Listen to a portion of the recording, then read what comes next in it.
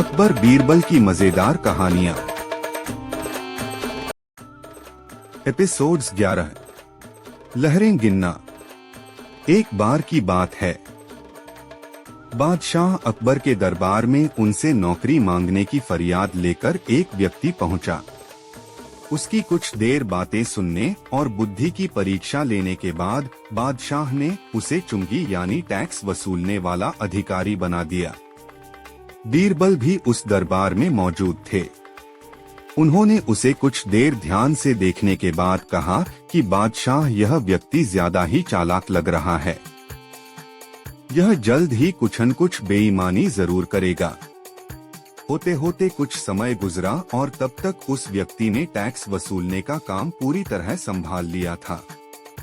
एक दिन बादशाह अकबर के पास एक दो व्यक्ति उस अधिकारी की शिकायत लेकर आए। शिकायतें मामूली थीं, इसलिए उन पर ज्यादा किसी ने ध्यान नहीं दिया। उसके बाद रिश्वत लेने और जनता को परेशान करने के आरोप भी उस अधिकारी पर लगने लगे। इतनी शिकायतें आने पर बादशाह ने सोचा कि इसका तबादला ऐसी जगह कर देता हूँ जहाँ इसे बेईमानी करने का मौका ही न मिल पाए। इतना सोचते ही बादशाह ने फैसला किया कि उसे अस्तबल का मुंशी बनाया जाएगा। फिर अकबर ने मन में कहा कि अब घोड़ों की लीद उठवाने के काम में ये क्या ही बेईमानी कर पाएगा।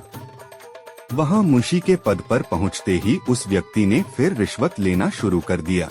उसने सीधे घोड़े की देखभाल करने वालों से कह दिया कि तुम लोग घोड़ों को कम दाना पानी खिलाते हो। इसका पता बादशाह को चला है, इसलिए मुझे लीद को तोलने के लिए भेजा है। अब अगर लीद का वजन कम हुआ तो सबकी शिकायत बादशाह से कर दूंगा।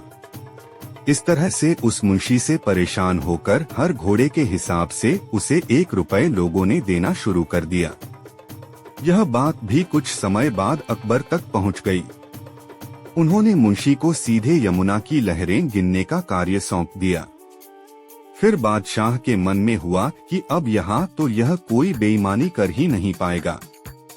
कुछ ही दिनों में जैसे ही वो व्यक्ति यमुना किनारे पहुंचा तो वहाँ भी उसने अपना दिमाग दौड़ा लिया।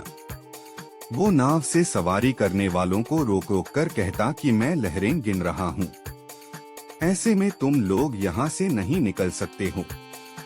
इसी जगह पर 2-3 दिन तक रुकना होगा। रोज रोज ऐसी बातें सुनकर नाव चलाने वालों ने अपने कार्य को जारी रखने के लिए उसे 10-10 रुपए की रिश्वत देना शुरू कर दिया। अब यमुना किनारे भी वो व्यक्ति खूब बेईमानी कर रहा था। 1-2 महीने में यह बात भी बादशाह तक पहुंच गई। तभी अकबर ने एक लिखा हुआ आदेश भिजवाया, नाव को रोको मत, जाने दो। वो व्यक्ति चतुर था, उसने बादशाह के आदेश वाले पत्र को नावों को रोको मत जाने दो कर दिया था। इस थोड़ी हेरफेर के बाद उसने अकबर का आदेश वहां टंगवा दिया। आखिर में उससे परेशान होकर बादशाह ने उसे नौकरी से ही निकाल दिया। तभी बादशाह को बीरबल की बात याद आ गई कि ये आदमी बेईमानी जरूर करेगा। तब उनके मन में हुआ कि मुझे उसे पहली गलती में ही कठोर दंड देना चाहिए था। कहानी से सीख, दुष्ट अपनी दुष्टता और बेईमान अपनी बेईमानी कहीं भी जाने पर नहीं छोड़ता है। ऐसे ही अकबर बीरबल की और भी कहानियां को सुनने के लिए डिस्क्रिप्शन में दिए गए लिंक को क्लिक करें और चैनल को सब्सक्राइब और वीडियो को लाइक करें। आभार।